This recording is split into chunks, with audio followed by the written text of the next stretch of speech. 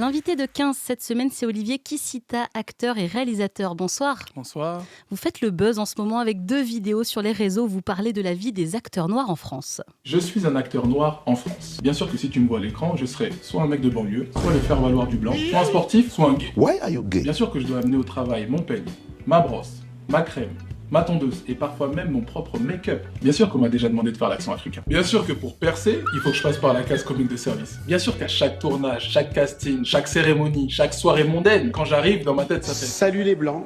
Bien sûr que dès que je commence à parler des noirs,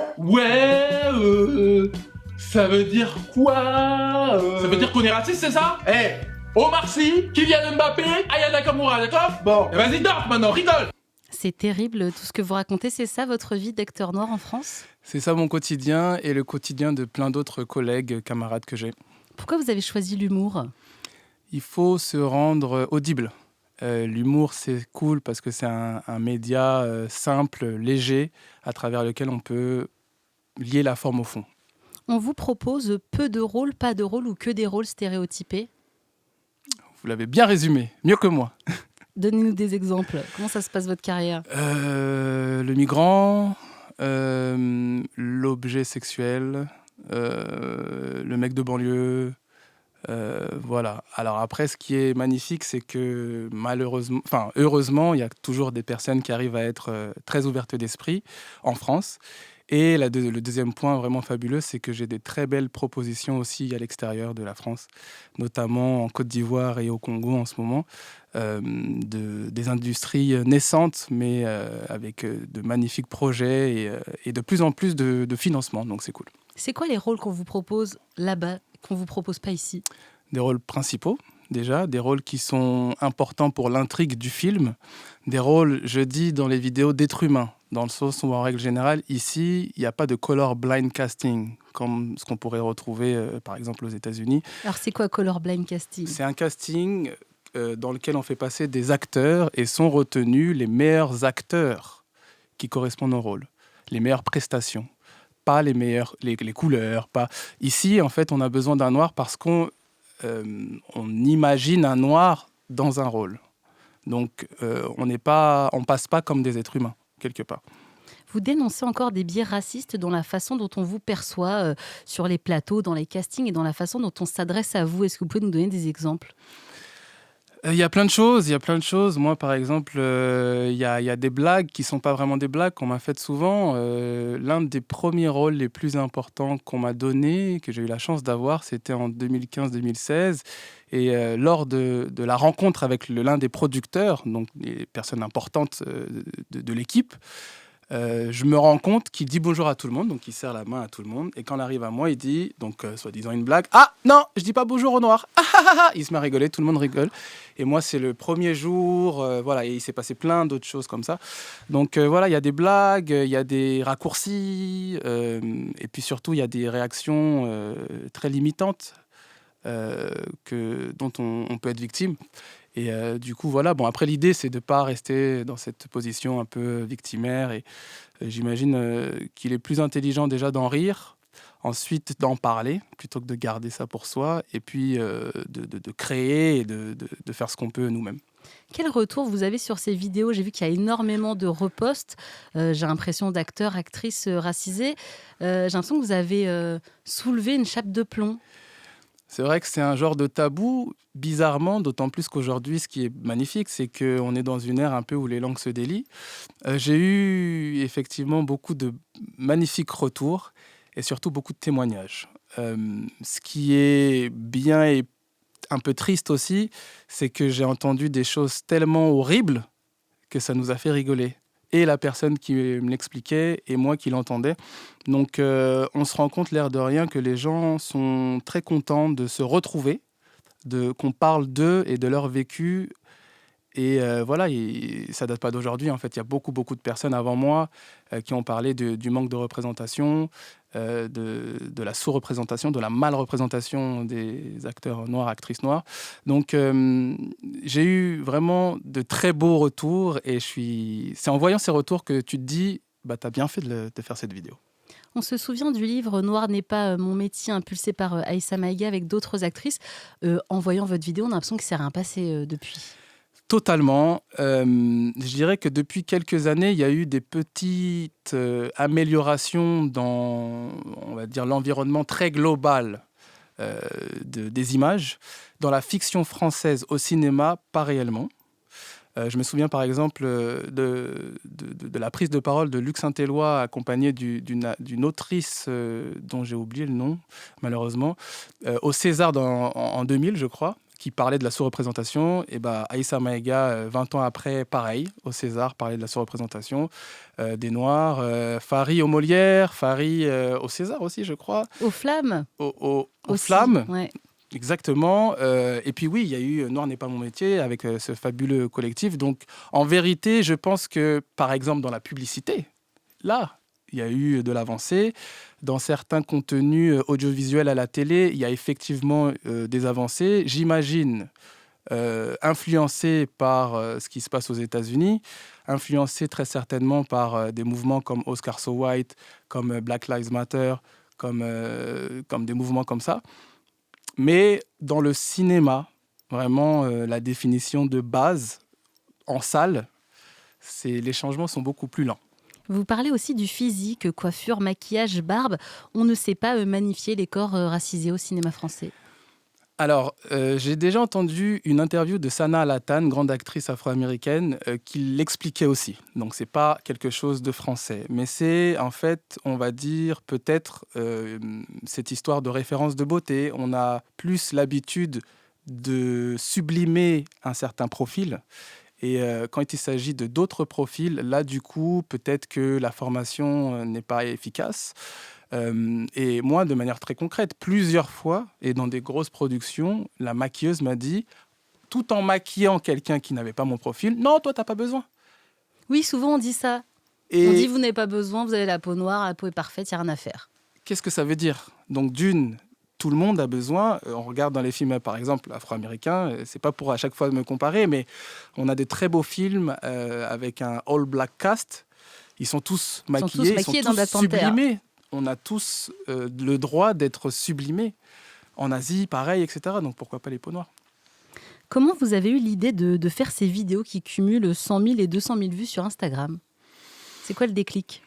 Alors à la base, c'est la réponse à une trend toute simple. Je crois qu'elle venait de TikTok. Donc c'était je suis 3 petits points, bien sûr que. Donc je suis un vieux, je suis employé de la RATP, je suis une blonde aux yeux bleus, j'en sais rien. Bien sûr que. Et ensuite, on enchaîne les clichés. Donc c'est une vidéo drôle. Donc moi, personnellement, effectivement, je l'ai adapté un peu à mon quotidien et celui de tous mes camarades. Après, c'est vrai que j'ai déjà réalisé un long métrage, un moyen métrage, des courts métrages. J'aime bien lier la forme au fond, toujours mettre en plus du côté divertissant, mettre un petit message. Donc ça, c'est personnel. Peut-être que du coup, c'était évident pour moi en voyant cette trend d'enchaîner dessus. Et alors, c'est vrai que moi, personnellement, depuis quelques années, en parlant avec des amis, avec de la famille, je réfléchis à l'idée d'écrire, soit écrire un livre, soit faire un film sur ce que je vis, les anecdotes incroyables que je vis au quotidien, notamment, pas que, mais notamment à travers mon travail.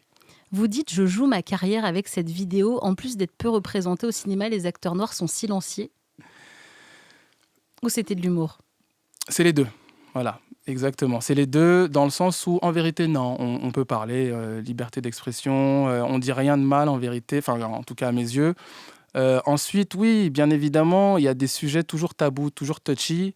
Il faut aborder le thème d'un point de vue intelligent, enfin sous un angle intelligent, mettre parfois effectivement des gants, c'est peut-être triste, mais en tout cas, il faut rester intelligible, c'est ce que je me dis. Le collectif 50-50 se bat pour faire progresser la diversité dans le cinéma français. Ça va pas assez loin pour vous? Alors, ce qu'ils ont fait est monumental, est incroyable. Et bien évidemment que je me suis inspiré de leurs travaux, notamment d'une étude donc Sinégalité qui date de 2022, je crois. Donc, c'est magnifique. En fait, c'est pas qu'ils ne font pas assez, c'est qu'il n'y a pas assez d'institutions comme celle-ci. Pour qu'il y ait plus d'acteurs et actrices racisés, il faudrait instaurer des quotas, selon vous? Alors, parfait. Ça, c'est pour moi un des tabous. Alors, je parlais avec la seule, d'ailleurs. Je connais peut-être une centaine de directrices de casting. La seule donc, qui travaille ici et qui n'est pas noire, qui est blanche. qui me disait qu'elle se bat justement pour une ouverture d'esprit de la part de tout le monde, des producteurs, des agents, même les agents apparemment envoient, lorsqu'ils reçoivent l'annonce recherche acteurs, je sais pas, de 20-30 ans, ils envoient que des blancs. Même chez eux, apparemment, il y aurait... Ça, c'est son discours. Et elle me disait que, étant donné qu'elle a travaillé à l'étranger, que dans d'autres endroits, on n'avait même pas le droit, dans les mails, de noter la couleur de peau. De l'acteur qu'on recherche. Voilà. En fait, depuis les années 80, il y avait eu du coup l'instauration des quotas. Donc, à parler de l'Angleterre. Et que, donc, en fait, pour moi, lorsque je l'écoutais, j'ai compris que autant ça a énervé, effectivement, quand tu crées, t'as pas envie qu'on t'impose une manière de créer. Donc, ça, je peux l'entendre. Mais ce qui est magnifique, c'est qu'aujourd'hui, c'est totalement normal et logique. On revient pas dessus, en fait, apparemment en Angleterre, qu'un acteur principal soit noir ou blanc, ou indo-descendant, ou asiatique. Vous voyez ce que je veux dire ? C'est-à-dire que grâce à cette imposition, il y a une intériorisation dans l'opinion publique et une démocratisation, en fait, des couleurs et de la diversité, même si j'aime pas le mot. Vous comparez la situation des acteurs noirs français aux acteurs noirs américains qui ont plus de grands rôles, plus de visibilité. Et quand on vous répond les États-Unis, c'est pas pareil. Et avec la France, ça vous agace? Alors, c'est pas que ça m'agace, c'est qu'il y a, par exemple, un livre très intéressant de Régis Dubois qui s'appelle Les Noirs dans le cinéma français. Qui, justement, il disait que la réaction, le réflexe, c'est de dire c'est pas pareil. Donc, arrête de te comparer. Et justement, il alignait toutes les ressemblances entre les deux communautés, entre mille guillemets. Donc, moi, effectivement, c'est comme ça que je le vois quand j'étais petit et que je regardais Wesley Snipes et Denzel Washington. J'avais l'impression de voir mon père et mon tonton, sans aucun problème. Alors, je regardais aussi des Superman, des Spider-Man, des Jackie Chan, mais c'est vrai qu'il y a un côté ah, ça me ressemble. Et plus tu grandis, plus tu te rends compte que c'est très important, en fait, que toi, ta famille, tes petites sœurs, tes petits frères, tes amis se retrouvent à l'écran, quoi, en plus de toi. Donc, je pense que c'est trop facile de dire c'est pas la même chose, parce que c'est... Il y a une histoire coloniale, il y a l'esclavage en fond, il y a plein de choses communes, en fait. Il y a plein de choses communes. Et en vérité, les Afro-Américains se sont organisés, ont mis en place des biais pour se faire entendre et s'imposer. Donc, on devrait faire la même chose. Vos collègues des acteurs arabes vous reprochent à vous que ce soit Omar Sy qui joue dans Intouchable et Ahmed Silla dans L'Ascension, deux histoires vraies qui étaient à la base la vie d'hommes arabes. Comment vous expliquez ce changement à l'écran? Pourquoi on a mis des acteurs noirs? Alors ça, je ne sais pas vraiment. Ce que je sais, c'est que Omar Sy et Ahmed Silla sont de super acteurs et qui sont très connus. Donc c'est facile. Il y a de très bons acteurs et des acteurs très connus chez les Maghrébins. Mais je sais pas vraiment, en vérité. Je sais pas. Après, il y a un truc que je dis dans une vidéo, dans la première des deux vidéos, c'est que dans la publicité, c'est beaucoup plus facile de mettre un noir qu'autre chose parce que la diversité est beaucoup plus claire à l'œil nu. En un quart de seconde, tu comprends que Danone est wokiste, entre guillemets.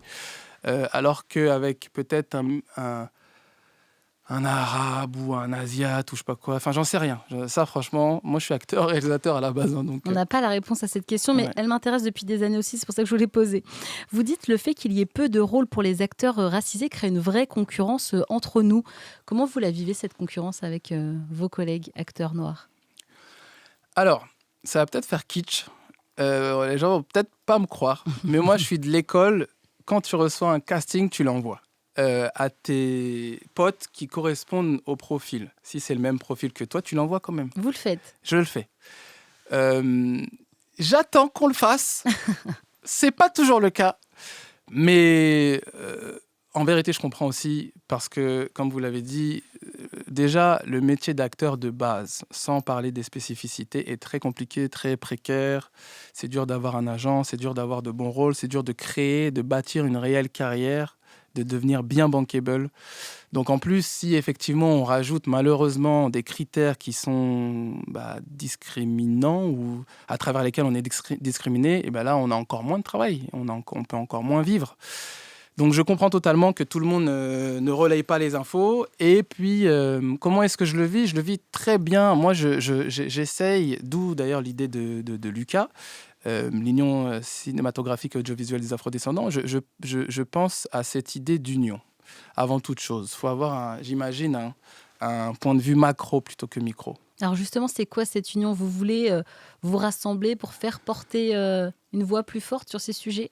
Exactement, il y a vraiment 2 citations qui caractérisent bien l'idée. C'est pour être pris au sérieux, il faut être nombreux et ensemble, tout seul, on va plus vite. Ensemble, on va plus loin. Donc, le postulat, c'est qu'effectivement, il y a une sous-représentation, donc une mal-représentation, plutôt que de rester dans une posture un peu, voilà, on attend, victimaire et tout, d'une potentielle arrivée d'un changement ou quoi. Organisons-nous. Qui a lancé cette union et qu'est-ce que vous en espérez ? Alors, c'est au cours d'une discussion avec un très bon ami à moi, Christian Delza, fondateur de Nofi. Il me disait que en plus de faire cette 2e vidéo, donc j'avais fait une 2e vidéo, mais en fait, dans tout ce qui est 2e position, je me dis il faut toujours qu'il y ait une valeur ajoutée par rapport à ce qui s'est passé en première position. J'ai fait une première vidéo où il s'agissait toujours dans l'humour, dénoncer les clichés, et à la fin, je faisais un hommage aux acteurs et aux actrices, liste non exhaustive, mais aux acteurs et aux actrices noires en France. Dans la 2e, donc, je faisais la même chose, sauf que j'élargissais l'angle. Je faisais un hommage aux cinéastes, aux réalisateurs, aux producteurs. Et donc, je suggérais qu'on se structure clairement, peut-être même en s'inspirant de ce qui s'est passé en tout cas aux États-Unis. Mais en fait, on va dire, aujourd'hui, moi, je travaille en tant qu'acteur et réalisateur en France et notamment dans certains pays d'Afrique, mais pas que. Et j'ai ouvert ma boîte de production il y a 2 ans. J'essaie de développer un long métrage et une série. Bref, je n'ai pas beaucoup de temps en vérité pour me lancer sur autre chose. Christian m'a vraiment, au cours d'une discussion, avec d'ailleurs d'autres amis, ils m'ont tous convaincu qu'il fallait que je lance l'Union et que, en fait, on était aujourd'hui une nouvelle génération, jeune, dynamique. Comme je disais tout à l'heure, on est dans une ère où les langues se délient, où il y a de moins en moins de tabous, qu'il fallait peut-être rajouter, en fait. Il y a eu d'autres choses, bien évidemment, qui ont été créées. Pour dénoncer et pour se structurer. Et là, voilà, voici une structure autour de laquelle on pourra s'organiser. Et d'ailleurs, je pense que je peux le dire, dans une semaine, donc le vendredi 19 avril à 19h, rue Jean Massé, dans le 11e, se tiendra la première réunion officielle de Lucas. Voilà. Et ce sera à Paris, on suivra ça de près. Selon vous, il y a peu de rôles valorisants dans la fiction française pour les acteurs noirs, car elle est subventionnée en partie par l'État. Est-ce que l'État est raciste ? Je ne sais pas si c'est mon rôle de dire ça. Je pense clairement qu'il y a des réels problèmes en termes de représentation. Le cinéma français est très différent, par exemple, de ce qui se passe aux États-Unis. Ici, la place de l'État est centrale. Si tu n'as pas le cachet CNC, les subventions et tout ce qui va avec, autour... si tu ne trouves pas un diffuseur, etc., très tôt, ton film ne fonctionne pas. Ton film n'a pas de vie, tout simplement. Il ne fonctionne même pas, c'est qu'il n'existe pas. Et en fait, sur les 300 films qui sortent par an, en tout cas là récemment, je crois que c'était 300, lorsqu'on voit les films à l'écran, on voit que, en tout cas, tout le monde ne se reconnaît pas du tout même. Et je ne parle pas que des Noirs.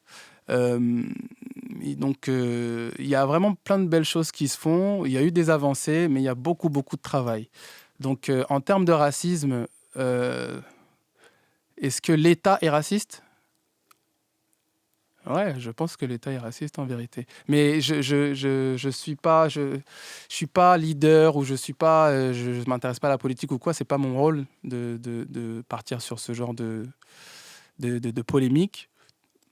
Mais personnellement, je crois, ouais. Vous citez plein de noms d'acteurs et actrices racisés. C'est pour montrer qu'il y en a plein et que c'est pas normal qu'on soit incapable d'en citer plus de 3 ou 4. Merci. C'est un hommage. Comme je disais, avant moi, avant nous, il y a plein de choses qui ont été faites. Il y a des talents extraordinaires qui, d'ailleurs, ont brillé ici et en dehors du pays. Donc, pour moi, c'est aussi c'est une pierre deux coups, quoi. C'est une possibilité de rendre hommage et sans eux, on ne serait pas là.